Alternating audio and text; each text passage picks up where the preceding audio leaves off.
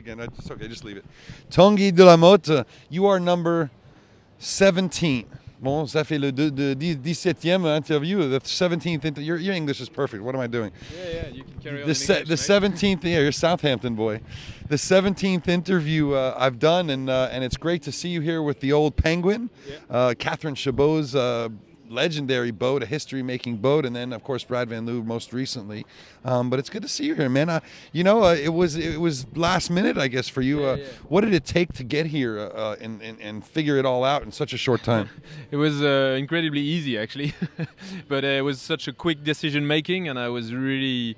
I made my mind up in January, very early January, after Christmas holiday. And my sponsor said to me, if you want to do this, that's the only race I want to do after what we've done already.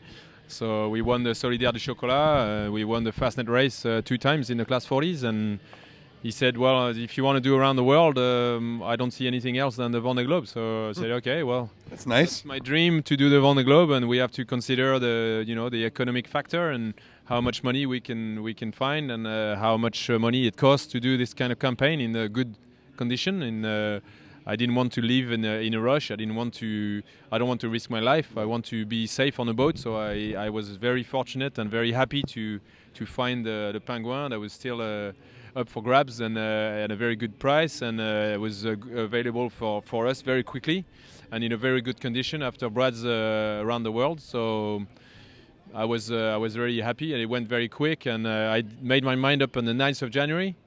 On the 14th, I was making up the budget and signing really the deal with in the office in Initiative in Le Mans, and the next Saturday I was in Charleston buying the boat. So.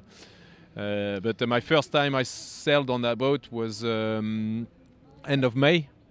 All of June we did some tuning and some check and some measurements, and then 5th of July, just after the 4th, I went on my first ever solo trip on the Open 60 to do 3 weeks qualifier voyage. Did it shock you a little bit, the boat, to be alone on? The boat was great. I was really happy. I felt safe immediately, and it's just great. It's the right number for me, and I really like the boat already. And since the first time I went inside in Charleston, I saw the boat and I said, well, this is gonna happen, man. The last time I saw her, she had a chain to the dock with a lock, Yeah, but I look, didn't see that though. No, it was sorted out before you got there.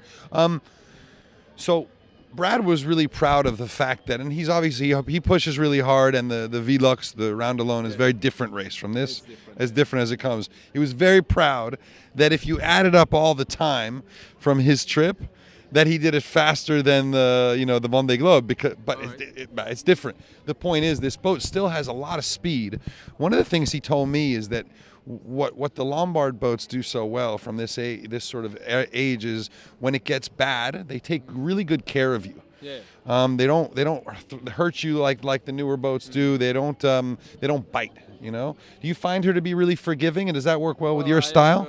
I have very little experience on the boat in heavy weather, but I sailed in 40 knots and I was pretty comfy in the boat.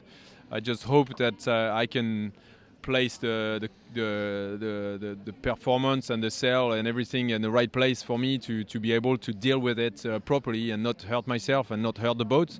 And yes, what the past skippers have to say, it's a safe boat, and everybody and myself included think that is the right boat to choose to do this trip as an adventurer and not so much as a racer, and I'm very happy to have this pressure off my shoulder.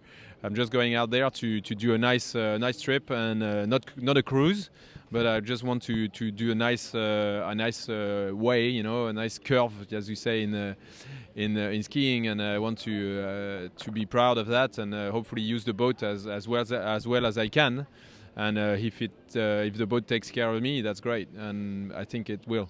And I know one of your other main goals here is to save kids' lives, and this is sort of a fascinating. One of the main reasons I want to talk to you wasn't your track record and the fact that you're a good-looking young guy in this new fleet. It's that you actually are saving people's lives. I mean, you're actually taking Initiative's Cur is a charity. You explain it. Yeah, it's basically Initiative is the name of the company who sponsors me. It's based in Le Mans in France, which is the home of the 24 Hours of Le Mans. It's a very endurance race. Everyone knows that, even in America. Exactly. That's why they want me to be endurance skipper and finish the race, because they know how much it takes.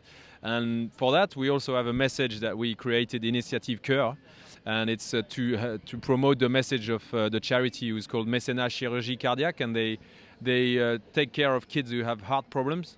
And they take them away. They put them in a hospital, and then they fix them, fix the heart, have open heart surgery, and then send them back to their family after they're fixed. And it costs 10,000 euros to save a kid.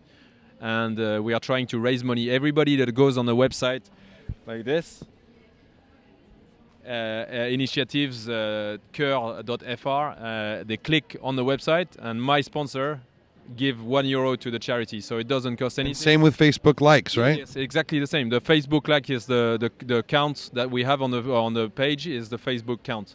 So at the moment, this morning I woke up, we were up to 15,000 clicks. So that's already one kid saved before the start, and we're hoping to do to raise as much money to save 6 or 8 or 10, you know. And I would love to be there in February with 10 kids on the dock and have a big check for the charity. And that's also very good for me to feel that I'm a bit helpful, you know. I'm not just doing around the world. Just going selfish, yeah. Wow. Well, so everyone, make sure you go to Facebook, Initiatives Cœur, and there'll be a link right underneath here on the screen. A little other question. So you get in here and you jump into the 60. You have to have grabbed some very smart people to come help you get fast quickly. Well, who helped you get going on the boat? Well, firstly, we chose to put the boat in Michel Desjoyaux's yard when we got it from delivery from Charleston around the beginning of March. But I was off. Which is where? Port La Forêt? Yes, I was off sailing the Solidaire de Chocolat by the time, and so the team started taking care of the boat without me in Michel Desjoyaux's yard, and so he gave us a lot of small advice, but quite a few of them. And then my team is a very small team, but a very compact team. It's a friend of mine who bought my Mini, who's the boat captain. And then another friend of mine who did the Mini last time. He is really good electrician and informatic with computer. He's very good with that. And so we have a very small team, but none of us actually prepared the boat for the Vendée before except me. But as a skipper, I'm new, and my sponsor is new as well. So we thought a bit out of the box, and we found some really great ideas, and we just tried to be safe and be realistic with our money, with our time, and with our targets, basically. What about this is a question I think for a lot of people out there that are not boat owners and rich guys. They want to know if it's November of 2015 and they want to get to the race, how much they really need to find to be able to get here and feel confident that they're not going to die. They need to have the envy. They need to want it, and I wanted it a bit secretly from a long time, and then I was able to create a project that was a good size for me. And some guys have spent 10 million euros over 4 years, and we spend a lot less, and we have a lot more chances to be at the finish line. If I was able to find, let's say, 800,000 euros, could I get to the Vendée Globe in 1 year from 2015? That's pretty much what we've done. Okay. So now Americans, that's what you need, okay? Yeah, pretty much. But then you can spend more money, you can spend less. But for us, it was in good balance with the rest, with my experience, with the boat, with the company, with everything. Well, look for a dark horse. It's a great boat. Tanguy is a super talented racer, and he's doing a wonderful thing for charity and for saving kids' lives, and you got to admire it. Thank you so much for your time, bro. Have a great race. She's a good boat. See you in February here.